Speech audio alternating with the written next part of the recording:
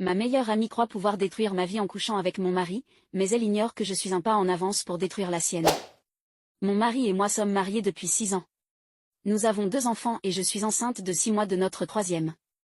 Il y a 2 ans, j'ai découvert que mon père avait un cancer du côlon de stade 3. Mon père est mon seul parent, car ma mère est décédée quand j'avais 12 ans. C'est mon humain préféré dans la vie. Sans lui, la vie semble moins colorée. Mon mari a été mon rocher absolu. Il a été là pour moi, me tenant la main et m'aidant à traverser cette épreuve. Il a été si aimant et attentionné envers moi et nos enfants. Je ne me laisse pas abattre.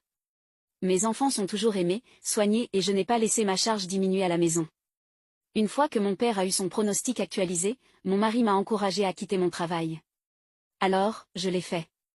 J'ai quitté mon travail. Ma meilleure amie et moi sommes amies depuis les couches. Sa famille est comme ma famille, et vice-versa. Ma mère et sa mère ont grandi ensemble. Nous avons toujours été solidaires, et juste après le rendez-vous de mon père, quand nous avons appris qu'il lui restait si peu de temps, je suis allée directement chez elle, et elle m'a tenue pendant que je pleurais pendant des heures. S'il y a des âmes sœurs en forme d'amies, elle était la mienne. Ma mère disait toujours que nous étions comme des voleurs inséparables. Ce matin, alors que j'étais levée avec mon enfant de 3 ans, l'alarme de travail de mon mari se déclenchait. Il en a plusieurs, a-t-il dit, alors j'en ai éteint une et je l'ai réveillé doucement. Il a dit qu'il était resté éveillé tard pour travailler, alors il a pris la matinée, s'est retourné et s'est rendormi.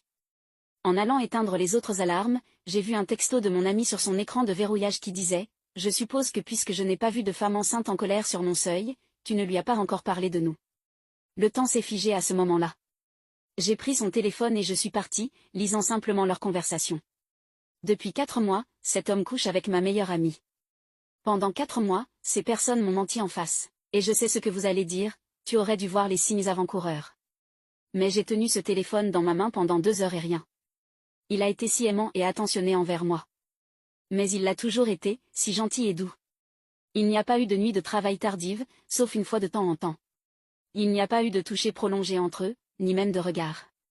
Ils agissent comme ils l'ont fait depuis le jour où je les ai présentés. C'est malade qu'elle l'appelle son frère mais couche avec lui. Je sais que beaucoup de gens ont un moment de clarté dans des situations comme celle-ci. Mais je n'en ai aucun. À part être triste pour mon père, je n'ai pas changé. Je suis toujours une épouse aimante et une mère. Je me suis toujours occupée de lui et de mes enfants. Je lui ai toujours parlé de sa journée, chaque jour.